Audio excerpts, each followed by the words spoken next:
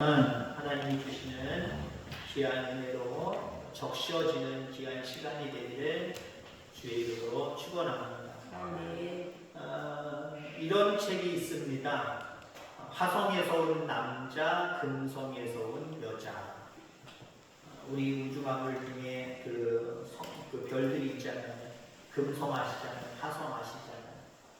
남자는 화성에서 왔고 여자는 금성에서 왔다는 거예요. 자라온 배경이 다르다는 겁니다.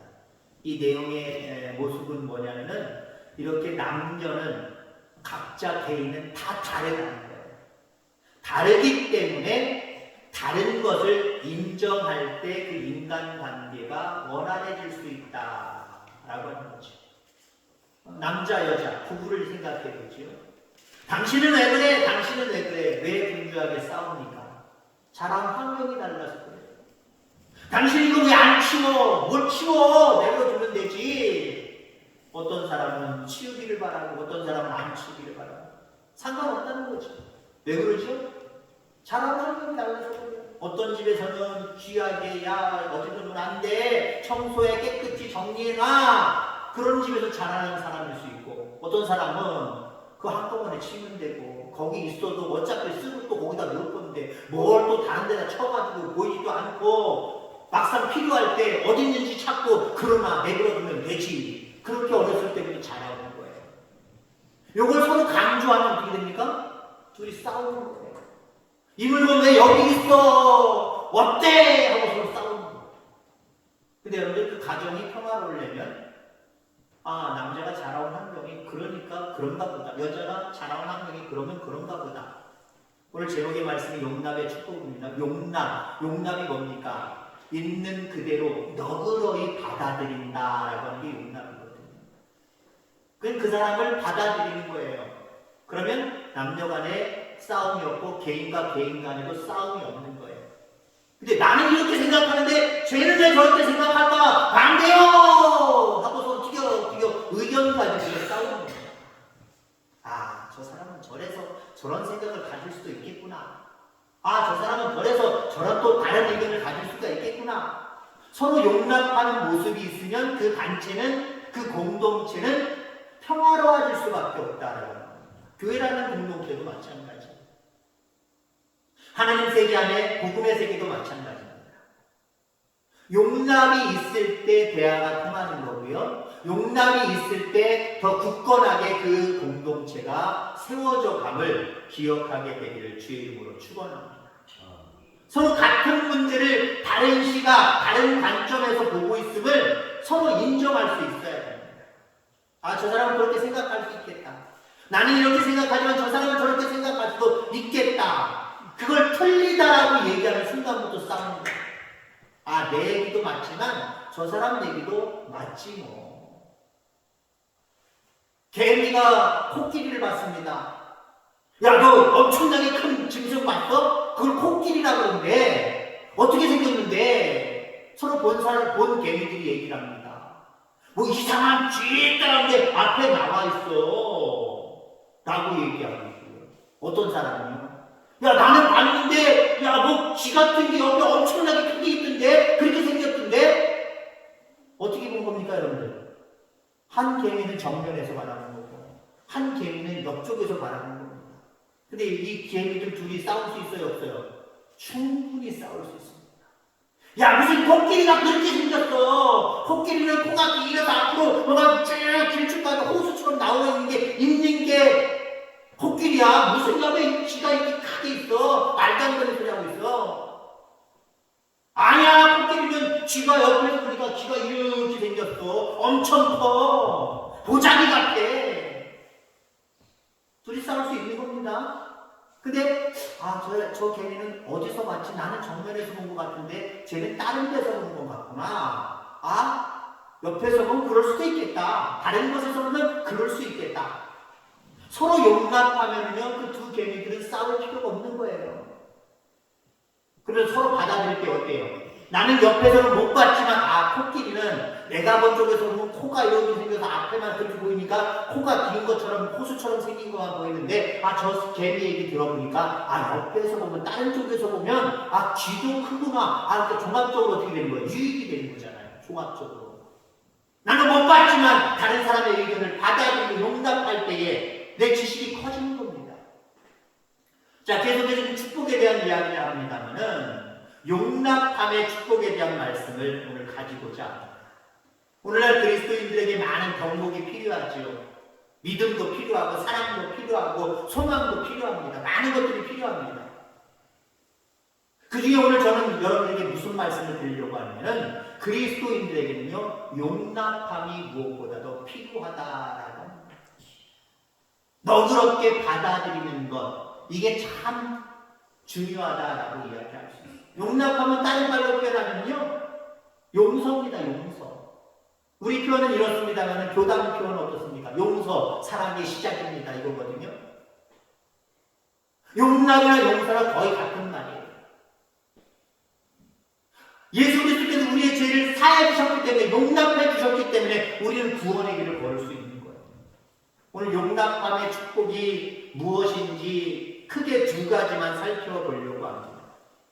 용납을 했을 때 내가 다른 사람을 그냥 너그럽게 받아들였을 때 어떤 축복이 있느냐? 공동체를 그 관계를 세우는 축복이 있습니다. 내가 저 사람을 이해하면 용납하면 그 사람과 친구가 될 수 있는 거예요. 근데 그거 아니야! 너 잘못됐어. 이거 틀려. 저쪽 상대방도 그렇게 나오니까 상대방도 선택을 하겠죠. 너도 틀려. 네가 틀린 거야. 난 맞아. 맞아 틀려. 맞아 틀려. 이거 갖고 싸우면 어때요? 관계 끊어지는 거예요. 그 사람과의 관계 좋은 관계 끊어지는 거예요. 왼수시간으로 지는 겁니다. 공동체도 마찬가지예요. 용납함이 있을 때 가정이라는 공동체가 세워지는 거고요. 교회라고 하는 공동체가 세워지는 거고요. 여러분들이 여러 가지 모임들이라든가 더 큰 공동체들이 세워져 감을 여러분이 기억하기를 주의 이름으로 축원합니다. 바울은 서로 용납하라고 가르치고 있습니다. 그런 다음에 3절 평안에 매는 줄로 성령에 하나 되게 하신 것을 힘써 지키라라고 이야기하고 있죠. 자, 이 말을 종합해서 해석을 하면 그렇습니다. 우리는 다르지만 서로 용납할 때 성령의 도우심으로 하나 될 수 있다. 하나 될 수 있다. 그 공동체가 견고하게 하나 될 수 있다. 세워질 수 있다라고 하는 겁니다. 공동체라고 하는 이름은 세상에 참 많이 있습니다. 가정에서부터 시작을 해서 교회, 각종 여러 가지 단체, 국가 이런 어떤 공동체들이 많이 있죠. 근데 그 공동체들이 다 굳건하게 세워져 있습니까? 굳건하게 세워져 있는 것 같지만 시간이 지나고 실체를 알다 보면 어머나 저 가정이 저런 가정이었어. 겉으로 보기엔 안 그랬는데 저 가정이 저런 문제가 있고 저런 문제 때문에 지금 와르르 무너졌대 라고 하는 그런 어떤 가정의 이야기 있잖아요. 교회들이라고 여러분들 다 성령님이 함께 하셔서 견고하게 날마다 세워져 갑니까? 그랬으면 좋겠지만 어느 교회는요 공동체인데 믿음의 공동체인데 깊숙이 알고 보면 앓고 있는 공동체가 있어요. 쓰러져가고 있는, 삭고 있는, 무너져 내리고 있는 공동체가 있어요. 그리고 실질적으로 와해되어서 교회가 완전히 무너져 내린 그런 교회들이 있잖아요. 왜 그럴까요? 용납함이 없었기 때문에. 겉으로 볼 때는 그냥 평안한 가정이고 겉으로 볼 때는 견고한 교회지만 서로 용납함이 없으니까 견고하게 세워지지가 않는 거예요. 어느 순간 더 큰 시련이 오면 와르르 무너져 내리는 거죠. 자, 이렇게 서로 용납하라라고 이렇게 가르치는 주된 목적이 무엇이냐? 오늘 본문에 보면 이는 성도를 온전하게 하며 봉사일을 하며 그리스도의 몸을 세우려 하시니라 라고 이야기합니다. 한마디로 얘기하면 세워주기 위해 가정이 세워지기 위해서, 교회가 세워지기 위해서, 어떤 집단이 세워지기 위해서 용납함은 필수라는 거예요. 용납함이 없으면 그 공동체는 무너진다는 거죠. 자, 그래서 우리가 용납하면 공동체가 세워지는 놀라운 은혜가 있음을 기억하기를 주의 이름으로 축원합니다. 우리가 한번 교회를 생각해 보기를 바랍니다. 하나님의 집이죠. 교회는 하나님의 집입니다. 자신이 하나님의 집을 건강하고 아름답게 세우는 일에 일조하고 있는지, 아니면 알게 모르게 와해시키고 있는 것은 아닌지 우리 스스로를 돌아봐요. 그리스도인들은요, 교회에서 한 공동체에서 교회를 세우는 일에 어떻게 되는지, 교회를 세우는 일에 적은 힘이나마 일조를 해야 된다는 거예요. 힘을 보태야 된다는 거예요. 근데 알게 모르게 힘을 보태지 아니하고 힘을 빼는 모습이 있을 수도 있지. 예를 들어서 건물 하나하나 세워가는데 얘네들 어떻게 쉬었으면 우리 교회도 마찬가지입니다만은 직접 저 내과에 가서 모래를 몇십 톤을 가져다가 하셨대요. 옛날에는 저도 어렸을 때는 흙으로 지푸라기 넣고 흙벽돌 만드는 것까지 다 봤습니다만은 그거 보르고도 마찬가지잖아요. 일일이 그거 기계 사가지고 시멘트 넣어가지고 적당히 붉은 돌까지 넣어가지고 그 틀에다 넣고 꽉꽉 짜가지고 잘 빼가지고 말렸다가 물도 뿌렸다가 견고하게 만든 다음에 하나 한 탑 한 탑 쌓는 것 아닙니까? 그런 의미로 돌을 쌓는 게 교회를 세우는 것이다. 벽돌을 쌓는 게 교회를 세우는 거다 라고 가정한다고 한다면, 어떤 성도는요 한 땀 한 땀 적지만 그 벽돌을 올리는 성도가 있고요. 어떤 성도가 있습니까? 어떤 성도는 하나하나 내리고 발로 푹 치는 성도가 있을 수도 있어요. 그러면 안 되는데 있을 수도 있다는 거예요. 그러니까 내가 교회를 세우는 일에 일조하느냐, 교회를 와해시키는 것에 일조하느냐, 이건 알 수 없는 거거든요. 늘 견고하게 하나님 앞에 물어보고 살아갈 수 있기를 주의 이름으로 축원합니다. 나의 이런 말 한마디가, 나의 이런 행동 하나가 지금 하나님이 세우시는 이 핏값으로 세우신 교회를 세워가는 행위와 말입니까? 아니면 알게 모르게 지금 내가 교회를 와해시키고 있는 말과 행위입니까? 이걸 잘 분별하셔서 여기 있는 모든 성도님들은 하나님의 교회를 견고하게, 여러분의 가정을 견고하게 세워가는 그런 여러분들 다 되어지기를 주의 이름으로 축원합니다. 미국에서 조사된 내용인데요, 이런 조사를 했어요. 정말 예수님 잘 믿는 가정의 자녀들은 예수 믿는가 안 믿는가, 이걸 조사를 했습니다. 그랬더니 약 80%가 예수님을 안 믿는다. 왜 안 믿나, 안 믿게 된 첫 번째 조건이 뭔가 조사를 해봤더니, 예수님 잘 믿는 부모님들이 목회자나 교회나 성도나 다른 사람을 용납을 안 하는 모습을 바라보면서 예수 믿는 것에 대한 실증을 느끼고 어떤 잘못된 모습을 느끼고 나는 저렇다고 한다면 예수 안 믿는다 라고 하는 모습으로 자녀들이 예수님을 안 믿는 경우들이 있다는 거예요. 그게 무슨 얘기나 여러분들, 다른 예를 들면 그거예요. 교회를 다니는데 그래서 이런 거 새끼야 너희들 교회 다녀야 된다, 교회 와라, 교회 가자 강요하잖아요. 그죠? 자녀들이 강요하잖아요. 근데 여러분들 우리가 교회 가자, 교회 가라 라고 말하고 안 말하는 거 물론 중요하죠. 말해야 됩니다.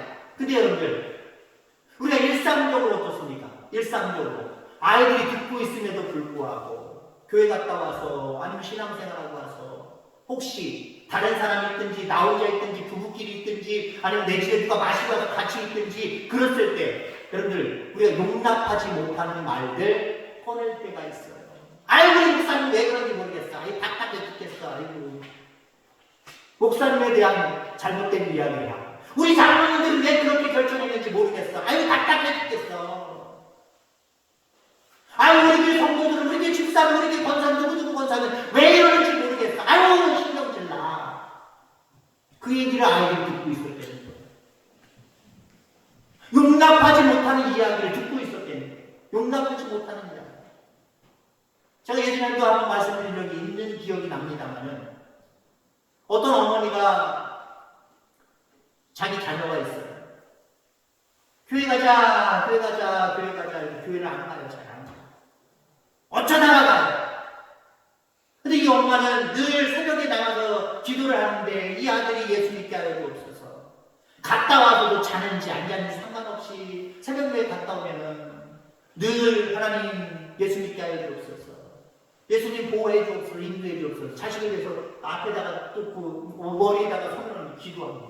그러던 어느 날 갈 때는 아마 비가 안 와요. 올 때는 비가 와서 홀딱 젖어온 거예요. 홀딱 젖어왔는데 아들도 아마 빗소리에 잠결에 새벽에 잠을 못 잤나 봐요. 그냥 깨어 있었나 봐요. 근데 그 어머니가 들어오면서 하나님을 욕하드리는 거예요. 예, 우리 하나님 살아계신다는 사람인지 모르겠네. 왜 회장님을 갔다 온 다음에 비가 오게 합니다. 왜 오다가 헐딱 막아버리고 지침하고 감기하고 아프게 만들어? 에이! 예수님을 욕하드리고 하나님을 욕하드리는 거예요. 그냥 그 아들이 가만히 들으면서 결국은 간혹가라도 예수님을 믿겠다고 그래도 나갔는데 그 다음부터는 완전히 좀 주저앉았다는 용납하지 못하는 모습. 여러분들 우리가 전도할 때 예수 믿으세요, 교회 오세요, 중요합니다. 중요한데 여러분들 우리가 그 말보다 이웃들에게 어떤 말들을 많이 합니까? 일상적인 얘기를 많이 하잖아요. 그 사람들 만날 때 우리가 꼭 전도지 들고 물건 들고 예수 믿으세요, 교회 오세요 그럴 때만 만납니까? 여러분들 이웃에 있는 사람인데 평상시에 자주 이렇게 저렇게 만나잖아요. 만날 때 우리의 행실이 참 중요해요. 믿는 교회 식구든지 안 믿는 그 누구든지 지금 그 자리에 없는 누구든지 다른 세상에 믿지 않는 사람들은요 험담할 수 있어요. 아 그때 내가 교회 목사님을 바깥에서 봤는데 아이고 인사도 안 하고 참 인사성도 없고 사람이 좀 그렇대. 여러분들이 믿는 교회 목사를 욕할 수 있어요. 아니면 안 믿지만 그 옆에 있는 사람이 그 자리가 없으니까 대통령 옆에 지금 아줌마는 왜 그런데 아이고 더러워 성질도 더럽고 아무튼 행하는 것도 아이고 더러워 아무튼 알고 닦았어. 험담을 하고 뭐라 그랬을 때 우리 그리스도인들 어떻게 해야 됩니까? 다른 이야기를 해야 돼요. 용납하는 이야기를 해야 됩니다. 아유 우리 목사님 그런 목사님은 못 받겠지 라고 이야기해야 된다. 아니면 다른 사람을 여기 있는 사람들이 뭐라고 얘기를 하면은 그러지 말어. 그 사람은 귀한 사람이야. 우리랑 똑같은 사람이야. 다 도끼 객기냐. 욕하지 말어. 흉보지 말어. 그 사람 그때 보니까 이런 부분들은 참 좋대. 그 사람 참 착하대. 선하대. 우리보다 나을 수 있어. 용납하는 이야기를 하다가 어쩌다가 예수 믿어. 그래야 효과가 있는 거죠.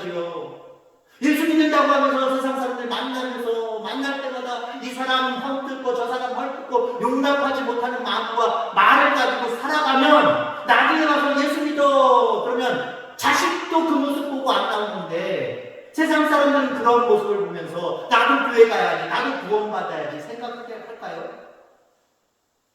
가정을 바로 세우고 교회를 바로 세우고 여러분이 속한 모든 부분들을 바로 세우기 위해서 용납함으로 말미암아 여러분들의 모든 속해 있는 공동체가 견고해지는 역사가 있게 되기를 주의 이름으로 축원합니다.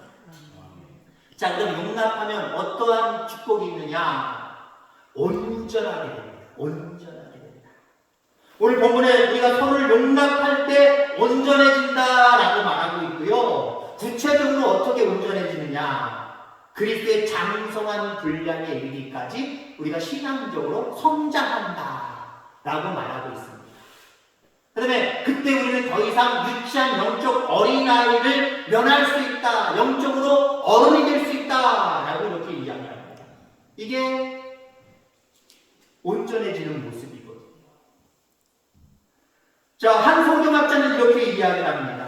내가 누군가를 용납하기가 힘들 때, 어려울 때, 안 될 때 어떻게 해야 되느냐?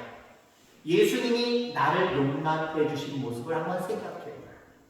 죄로 인해서 우리는 영원히 지옥형을 받을 수밖에 없는 자들입니다. 근데 우리 주님께서 우리를 용납해 주셨잖아요. 우리의 죄를 용서해 주셨잖아요. 있는 그대로를 받아들여 주셨잖아요. 우리가 대단해서 받아들이는 게 아닙니다. 우리가 대단한 약속을 해서 하나님이 예수님이 받아들이는 거 아니잖아요. 있는 그대로의 모습을 주여 한번 했다고 그게 뭐가 대단한 거라고. 근데 우리 예수님은 그 대단한 걸로 보시고 그대로 받아들여 주셨습니다. 용납해 주셨습니다. 용서해 주셨습니다. 이거 생각하면 우리는 누구를 용납 못하겠느냐라고 하는 거죠.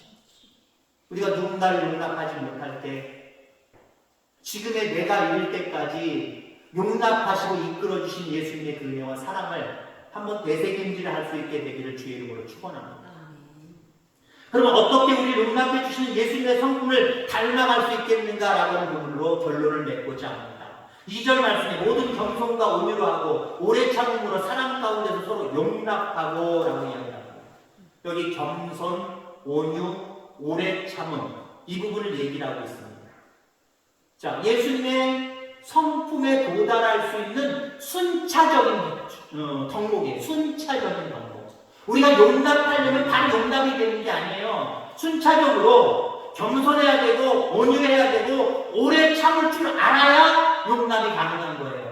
근데 앞부분 세 가지 덕목을 쏙 빼놓고 하나님 나 용납하는 사람이 되게 해주세요. 갑자기 여러분들 오래 참을 줄도 모르고 겸손할 줄도 모르고 온유할 줄도 모르는 사람이 갑자기 용납이 됩니까? 안 되거든요. 순차적인 것이다. 순차적인 것이다. 우리가 우리의 이웃들을 용납하기 어려운 것은 먼저는 마음이 우리가 겸손하지 못하고 온유하지 못하고 오래 참지 못했기 때문에 저 사람은 용납 못하는 말과 행복을 하는 거예요. 그래서 예수님처럼 온유하고 겸손하고 오래 참을 줄 알면 아이 그럴 수 있지. 좀 시간 두고 지켜봐야지. 아이 저런 모습이 본 모습은 아닐 거야. 오래 참는 모습, 예수님이 온유하고 겸손하신 모습처럼 그 모습을 가지면 우리는 누구든지 용납할 수 있는 사람이 된다라고 하는 겁니다. 예수님이 잡히시던 날 왜 잡히셨습니까? 가로로다가 은30에 밀고 했기 때문에 그 장소까지 와서 잡는 자들이 예수님을 포박하려고 합니다. 그때 베드로가 어떻게 했습니까? 감히 우리 선생님을 니들이 우리가 가만히 있을 줄 알아? 단칼을 빼서 휘둘러서 제사장의 종 말고의 귀를 휙 베버렸습니다. 그때 예수님이 어떻게 했습니까? 잘했다.